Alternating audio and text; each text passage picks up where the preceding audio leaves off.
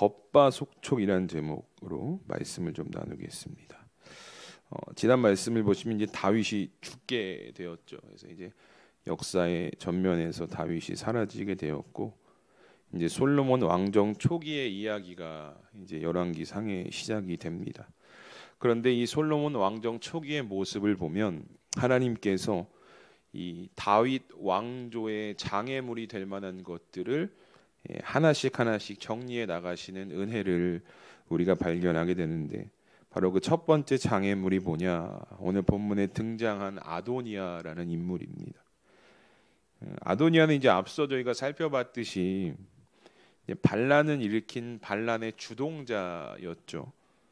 근데 이제 일반적으로 보면 이 반란의 주동자는 대부분 이제 죽임을 당하게 되거든요.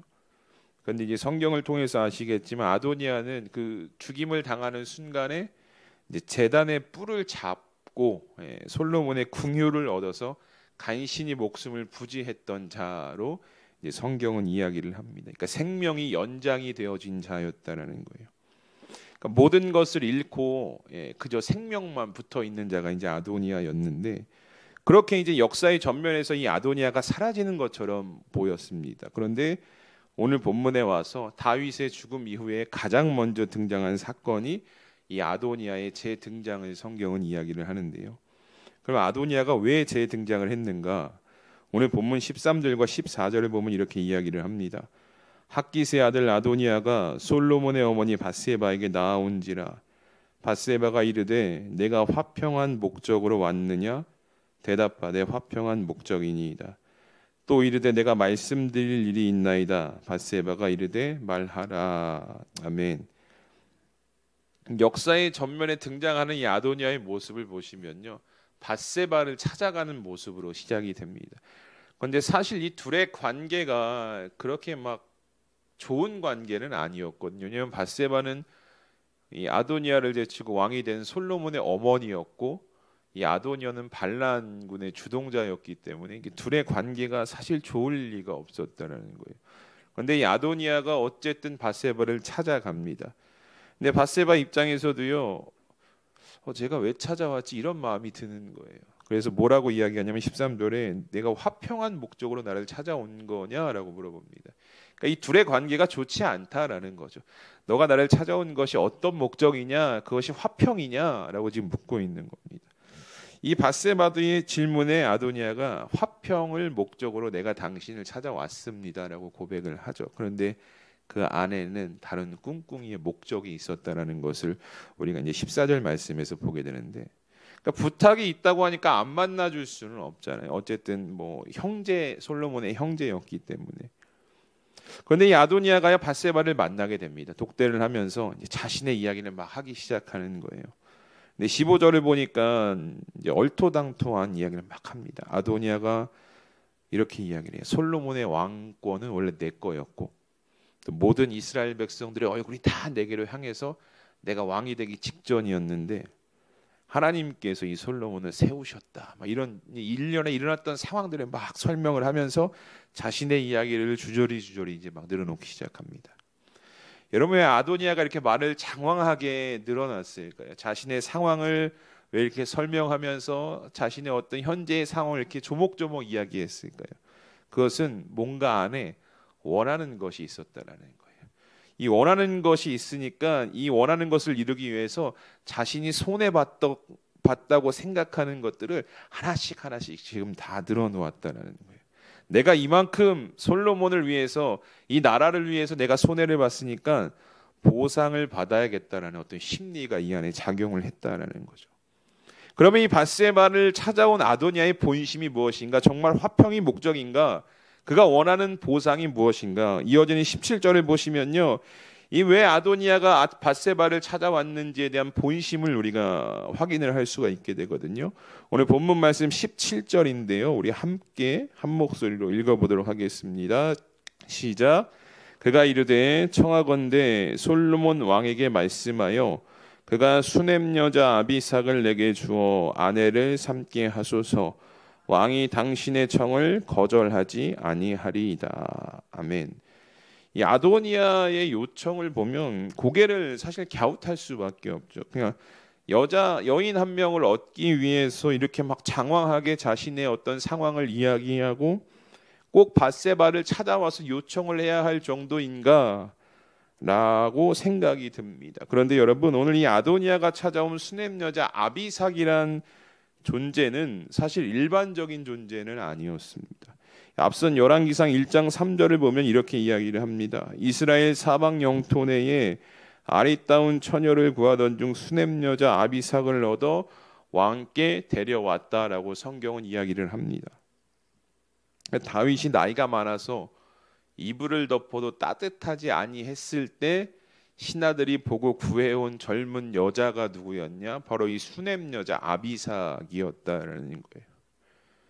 이 여자 한 명을 얻기 위해서, 이 아비삭이라는 존재를 얻기 위해서 이 아도니아가 밧세바를 찾아가서 막 자신의 상황을 주저리 이야기하면서 사실 이런 모습이 이해가 안 가지만 그 여인의 존재가 수냄 여자 아비삭이었다라면은 이 이야기가 사실 달라진다라는 거죠. 여러분, 이 당시에 고대의 문화를 보면 보통 왕이 죽으면 이 선대왕의 후궁들은 누가 감찰했냐? 후대의 왕이 감찰합니다. 다음에 이어진 왕이 그 후궁들을 다 관리를 하는 거예요. 또 그 일반적인 문화였거든요. 또 어떤 경우는 새 왕이 이전 왕의 첩을 아내로 맡는 일도 있었습니다. 그러니까 이는 왜 이런 일들이 발생했냐? 어떤 왕권의 정당성, 왕위의 정당성을 나타내려는 목적으로 이런 일들이 자행되어지는 문화가 있었다라는 거예요. 그래서 여러분, 우리가 사무엘상을 보셔서 아시겠지만 이 이스라엘의 군사령관이었던 아브넬이 사울의 첩을 막 취한 행동이 성경에 기록되어져 있거든요. 그러니까 이 모습을 보고 사울 왕의 아들이었던 이스보셋이 막 대역으로 여기고 서로 다퉜던 문제가 바로 이런 문화 가운데에 작용했던 일이었고요. 또 압살롬의 반역을 보면 다윗의 후궁들을 백주대낮에 취하는 모습 역시 뭐였냐? 이런 문화에서 왕권의 정통성이 이어지고 있다라는 것을 만인에게 보여주기 위해서 이런 일들이 지금 자행했다라는 것이죠. 그러니까 이런 문화적인 배경을 놓고 보면 오늘 아도니아의 요청은 사실 그냥 어떤 아름다운 한 여인을 얻기 위한 그런 욕심이 아니었다라는 것을 우리가 단번에 깨달을 수 있게 됩니다. 그냥 일반적으로 여인을 사랑해서 그 여인을 요청하는 모습이 아니라 어떤 마음이 있었냐? 이 아도니아의 속에는 다윗의 첩을 내가 취함으로써 다윗이 죽었지만 여전히 나는 다윗 왕과 연결되어 있는 존재고 혹시 모를 반란에 대한 정통성을 확보하기 위해서 오늘 이 아도니아가 수냄 여자 아비삭을 요구했다라는 것을 우리가 이 성경 말씀을 통해서 여러분 고백할 수 있게 됩니다. 그냥 한 여인을 취하고 싶은 마음이 있었던 것이 아니라 이 여인을 통해서 이루고 싶었던 일, 반란의 정통성을 확보하고 싶었던 마음이 아도니아에게 여전히 그 속에는 존재했다는 것이죠. 겉으로는 밧세바를 찾아가면서 별일이 아닌 것처럼 화평인 것처럼 그렇게 찾아갔지만 그 속에는 정말 썩어 문드러진 그 반란의 어떤 잔재가 여전히 남아 있었다는 것을 우리가 오늘 이 수냄 여자 아비삭을 요구하는 아도니아의 요청 속에서 여러분 발견할 수 있게 됩니다. 이런 아도니아의 모습을 보면서 우리는 이렇게 생각하죠. 이게 아직도 정신을 못 차리고 있다라고. 조금 전까지 반란이 실패했거든요. 죽을 수밖에 없는 상황에서 제단의 뿔을 간신히 잡아서 목숨을 생명을 유지했던 것이 이 아도니아였는데 여전히 그 안에 반란의 잔재가 남아있다는 것. 참 어찌 인간이 이렇게 어리석을 수밖에 없을까라는 것을 우리가 오늘 성경 말씀을 통해 고백할 수 있게 됩니다.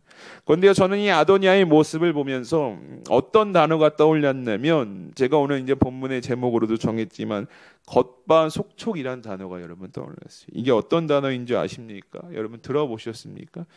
국어사전에는 공식적으로 등재되어 있는 단어는 아닙니다. 그런데 요즘 들어서 이제 많이 사용이 되어지고 있는 단어인데 어떤 의미냐면 이게 이제 겉은 바삭하고 속은 촉촉하다라는 의미예요. 이게 음식을 표현할 때 요즘 이 표현을 자주 사용하거든요. 튀김 요리나 구운 음식에서 겉은 바삭한 식감, 또 바삭한 식감을 딱 씹었는데 속에는 어떤 촉촉한 상태를 설명할 때 이 겉바속촉이라는 단어를 사용합니다.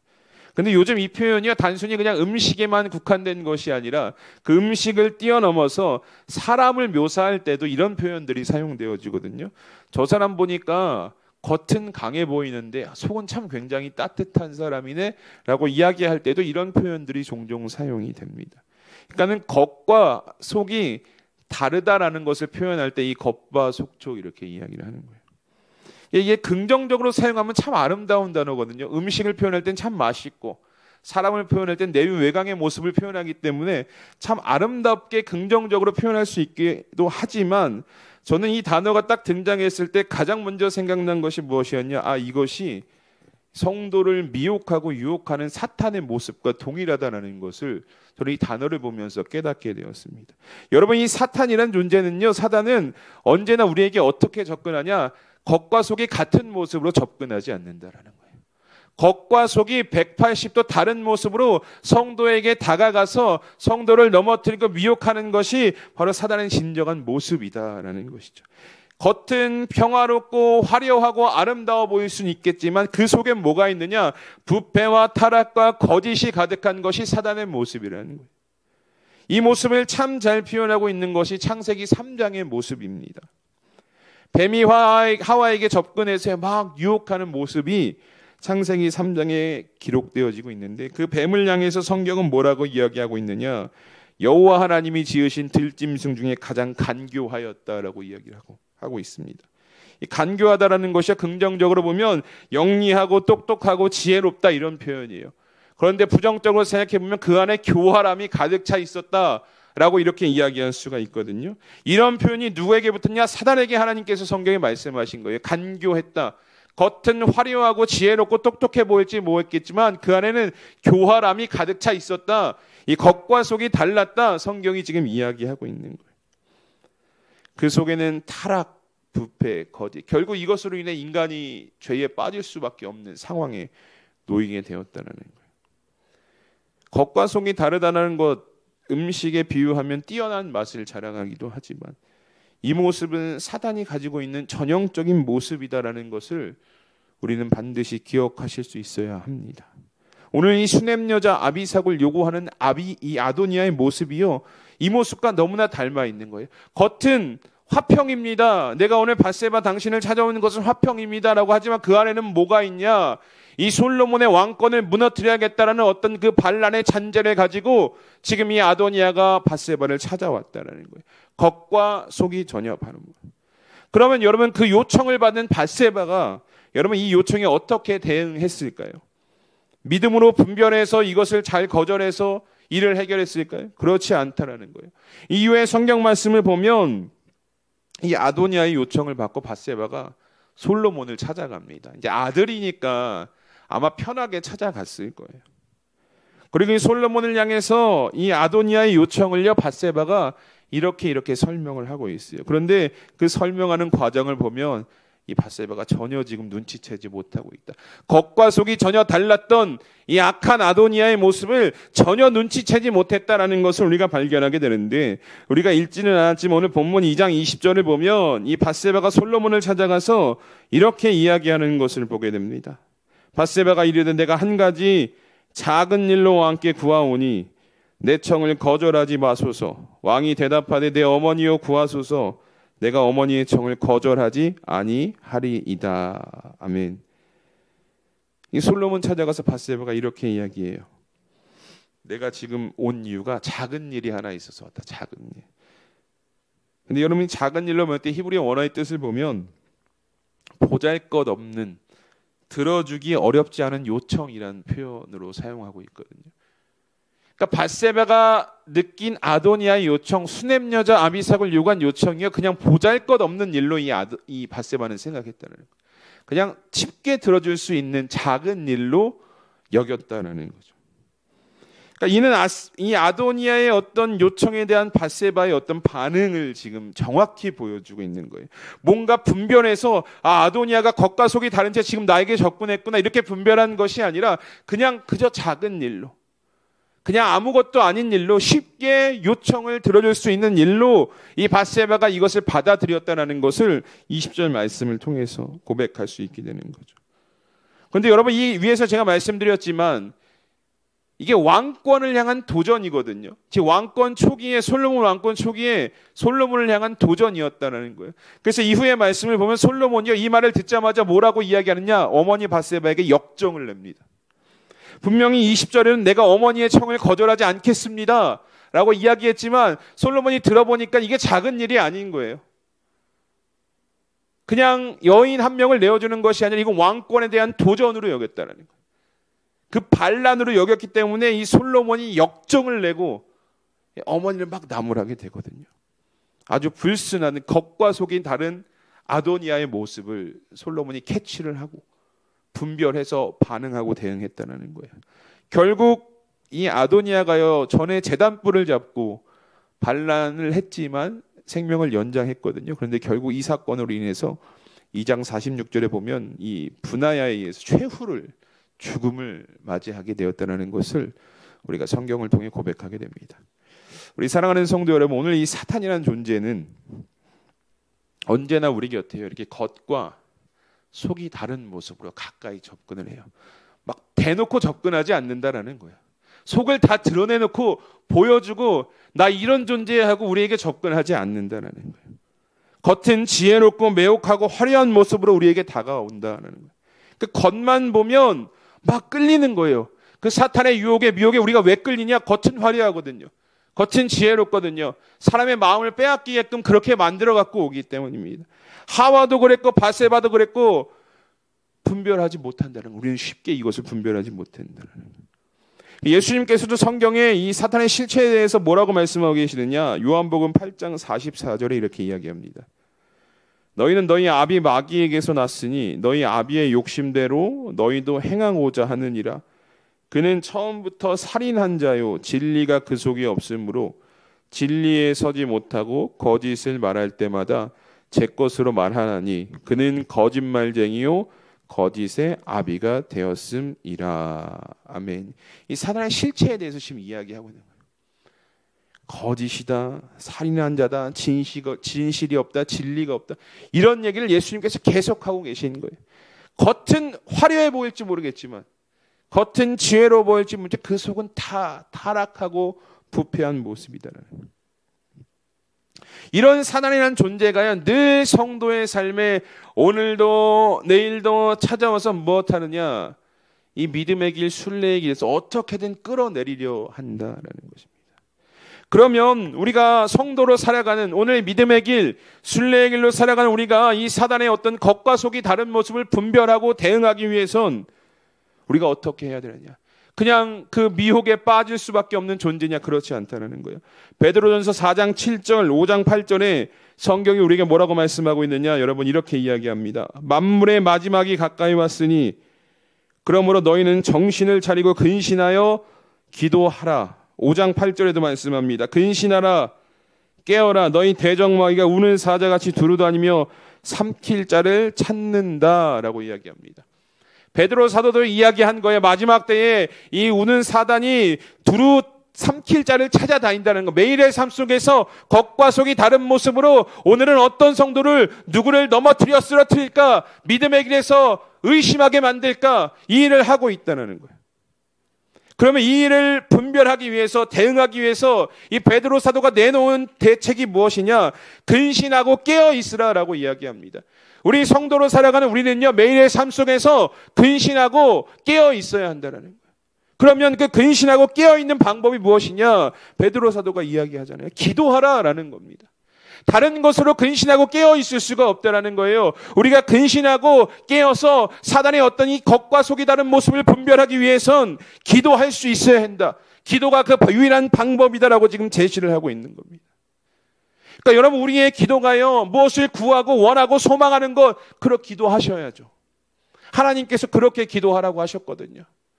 하나님은 모든 전능하신 하나님이시기 때문에 그런 것을 하나님께 구해야 돼요. 그런데 더 중요한 건 무엇이냐? 근신하고 깨어 있을 수 있도록 이 기도가 우리의 입술에서 전심으로 고백이 되어져야 된다는 거예요.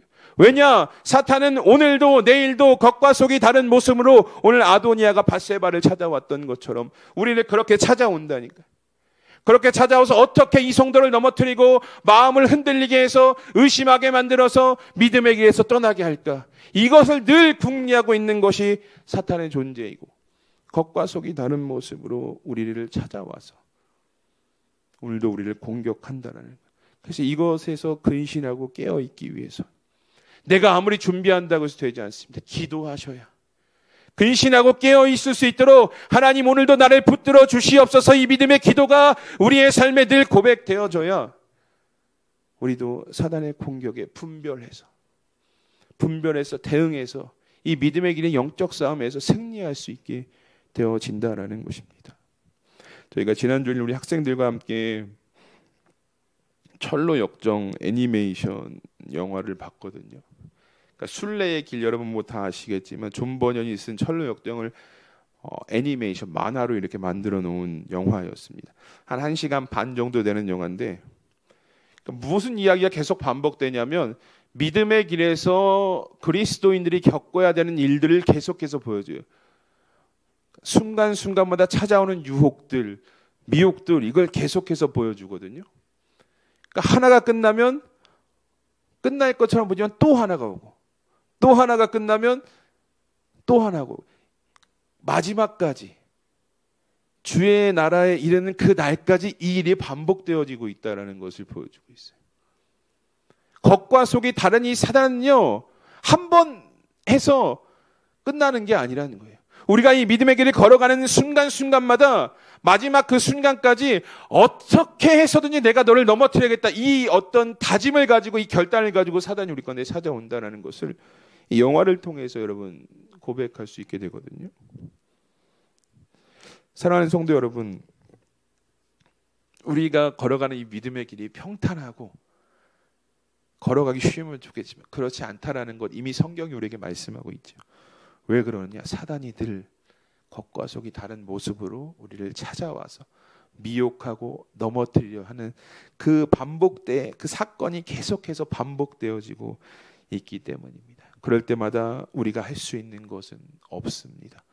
기도밖에 없다라는 거예요. 하나님, 오늘도 내가 이 언제 찾아올지 모르는 사단의 유혹 앞에 근신하고 깨어 있을 수 있는 성도가 되게 하여 주시옵소서. 이 믿음의 기도를 여러분 늘 간직하시고 입술의 고백으로 가지고 나가셔야 이 마지막 때에 우리가 흔들리지 않고 이 순례의 길을 끝까지 걸어 나가실 수 있다라는 이 사실을 기억하시면서요, 여러분 간절히 주님 앞에 이 근신하고 깨어 있을 수 있도록 오늘 하루도 열심히 구하실 수 있는 우리 성도님들이 되셨으면 좋겠습니다. 그래서 이 마지막 때에 정말 믿음으로, 기도로 사단의 공격 앞에, 미혹 앞에 승리하실 수 있는 우리 성도님들이 되시기를 주님의 이름으로 축복합니다.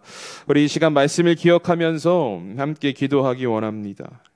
오늘 아도니아의 모습은 겉과 속이 전혀 다른 모습이었습니다. 전형적인 사탄의 모습이었죠. 이 사탄은 언제나 우리 주변에서 이렇게 겉과 속이 다른 모습으로 접근해 우리를 미혹하고 넘어뜨리려고 노력을 합니다. 이 사단의 겉모습의 마음을 빼앗긴다면 아담과 하와와 같이 우리는 또 다른 죄악에 빠지게 됩니다. 그래서 오늘 살아가는 성도는 깨어 분별할 수 있어야 하는데 그 방법이 무엇이냐? 예수님께서 말씀하셨던 것처럼 기도밖에 없다는 겁니다. 여러분, 우리가 이 시간 함께 기도하기 원하는 것은 하나님, 사탄은 오늘도 겉과 속이 다른 모습으로 우리에게 접근해 옵니다. 기도로 깨어있지 않으면 절대 분별할 수 없는 것이 오늘 우리의 현실입니다. 그러니 오직 기도로 깨어 분별할 수 있는 성도로 살아갈 수 있도록 오늘 우리의 입술을, 우리의 마음을 하나님 열어주시옵소서. 근신하고 깨어있겠다는 이 믿음의 기도가 우리의 입술에서 고백되어지게 하여 주시옵소서. 그래서 계속되는 사탄의 유혹에 넘어지지 않고 분별할 수 있는 은혜를 붙들고 이 마지막 때 주님이 걸어가신 그 길을 끝까지 걸어갈 수 있는 은혜를 허락하여 주시옵소서라고 오늘 이 말씀을 기억하면서 우리 이 시간 함께 합심하여 기도하며 나아가도록 하겠습니다. 다 함께 기도합니다. 하나님 감사합니다. 오늘도 우리 가운데 예배할 수 있는 은혜를 허락하여 주시옵시고 이 열왕기상 2장의 말씀을 통해